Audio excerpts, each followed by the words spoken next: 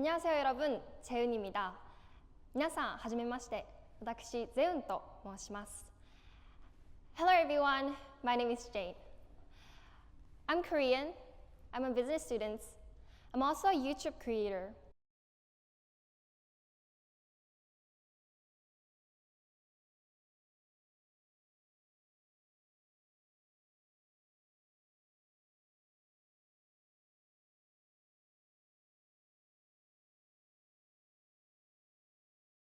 But that was a little intro. So I create vlog contents mainly about my fashion beauties, university life in Japan, and also local life with friends and family.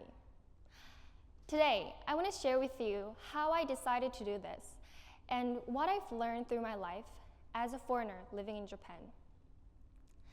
My story begins in Tokyo. I was born and raised here in Japan in a Christian family. My parents were both Korean, and they were actually exchange students from Korea to Japan. And they got married while they were here, and boom, here I am. That's me, and my siblings. We are a family of 6. I went to normal Japanese schools here for my whole life, so me and my siblings were naturally surrounded by Japanese environment. When we at home, we had to speak in Korean because of this OKP rule that stands for Only Korean Policy. There were no penalties or rewards, but we often pointed out and remind each other to speak Korean. Also, I went to Korean class every Saturday from 4 to 12, 4 years old. So I learned not only languages there, but also culture and history with other friends who had the same background as mine. There, from a very young age, my parents would always told us, culture begins with language, and language creates your identity. So don't stop learning Korean. I still remember this every single word of this sentence because I was sensitive to the word identity due to my bilingual background. Living here as a foreigner in Japan, I've experienced a lot of how different the culture can be just by speaking another language.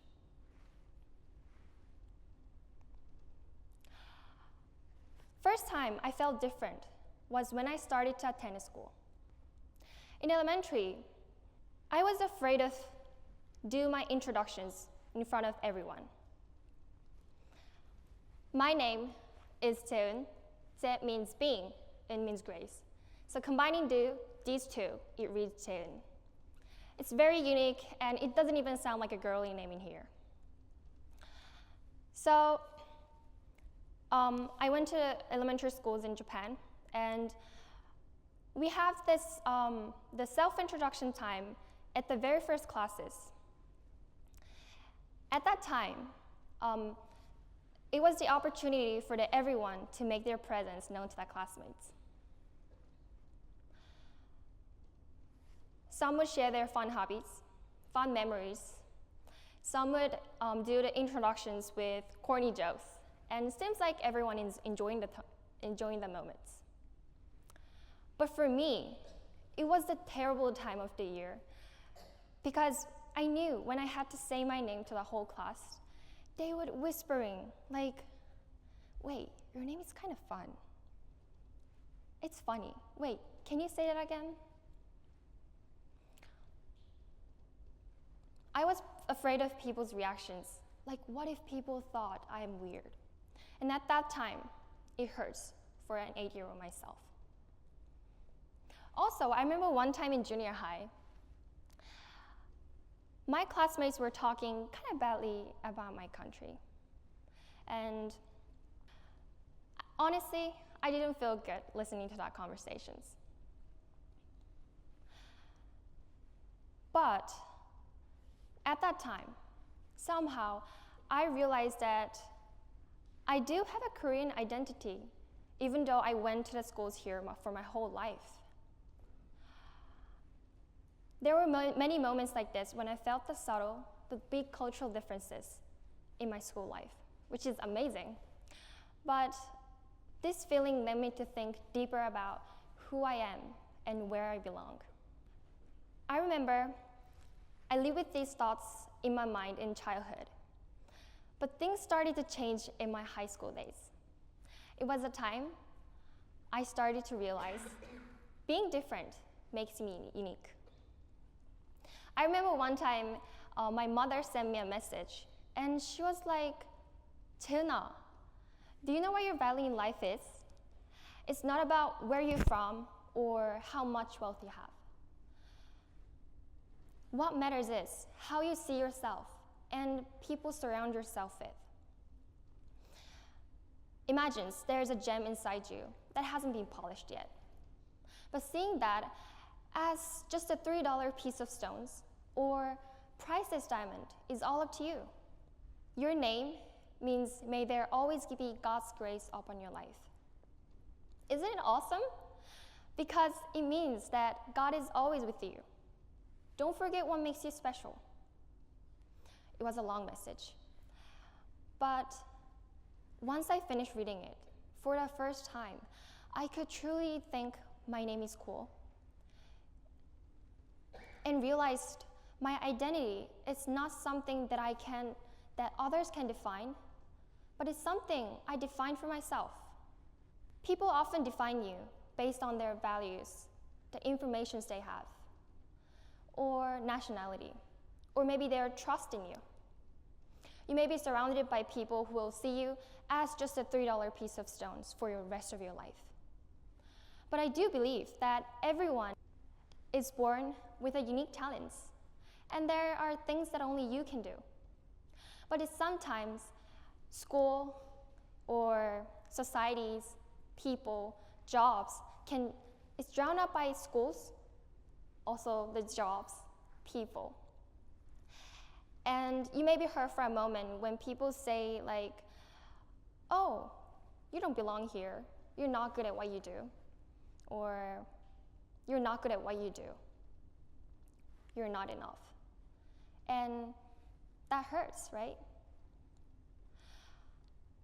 But it doesn't change your value itself. So don't get caught up in people's defining. But remember, different makes me unique, and let's embrace that as it is. This is very simple, but this idea changed my whole perspectives. Since then, whatever I do, I always ask myself, what makes me special? And how I can differentiate myself from others. Besides Korean and Japanese, I've put a lot of effort into a new language, which is English. So many people ask me how I learned it while attending just normal Japanese schools. Well, first, it was my passionate English teachers and classes back in elementary. It was second, watching favorite movies in English. Third was studying abroad. Of the three, studying abroad was the most effective way in learning English. While in high school, I wanted a freer and more diverse environment. So I went to Arizona, the United States, to learn a real-life English there. I could communicate with people from all over the world, and this has been motivates me to keep studying English until now. Arizona is such a diverse environment where there was no standard to say who's normal and who was not. And I really liked it. What made me surprised was that each of my friends had a diverse career plan, and they were just boldly going down a different path with it, even though they were just high school students. Some became professional football player. Some went abroad to study businesses. And since I went to a Christian high school, some became pastors. So rather than being the same, everyone pursued their own special path. During my exchange year, I was also asked by one of my teachers, "Hey Jane, what do you want to do in the future? What makes you special?"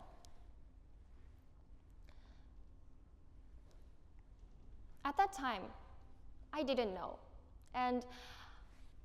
But I knew this question ever since I was a kid because of my mother.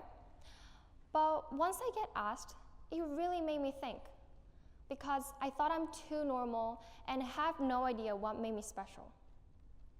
There's always something for everyone, but we often forget, or maybe we don't know. And at that moment, I didn't know too.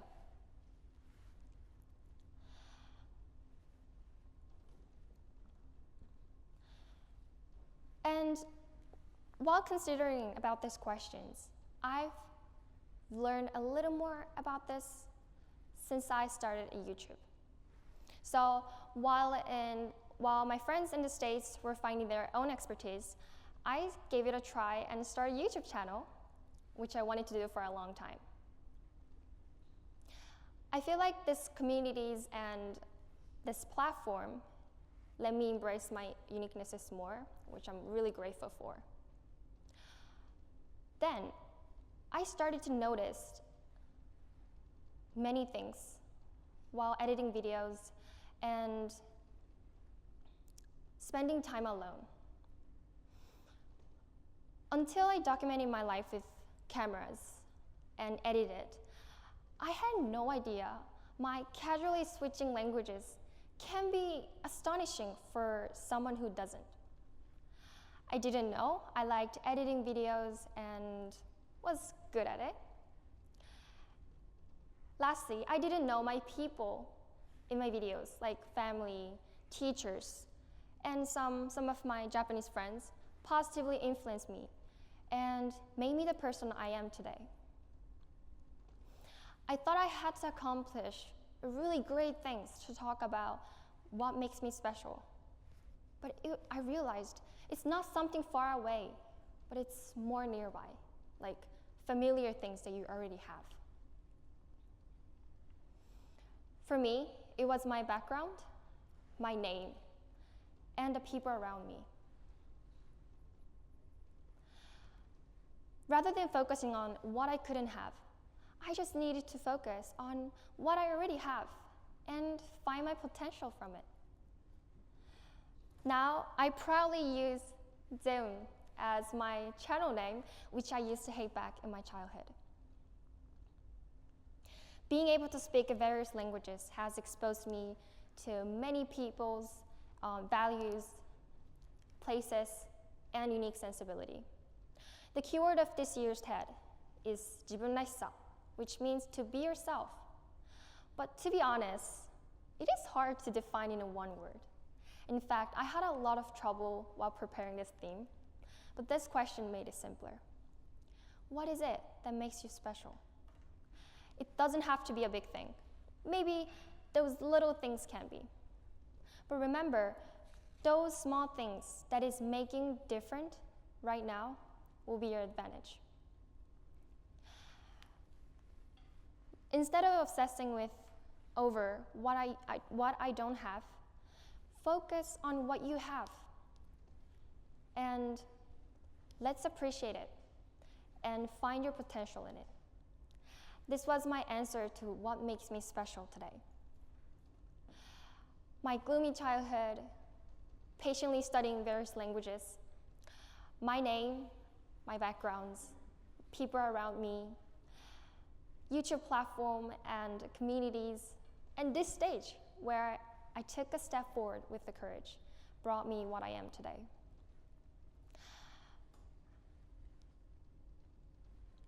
My life art is still in work in progress, but I will continue to ask this.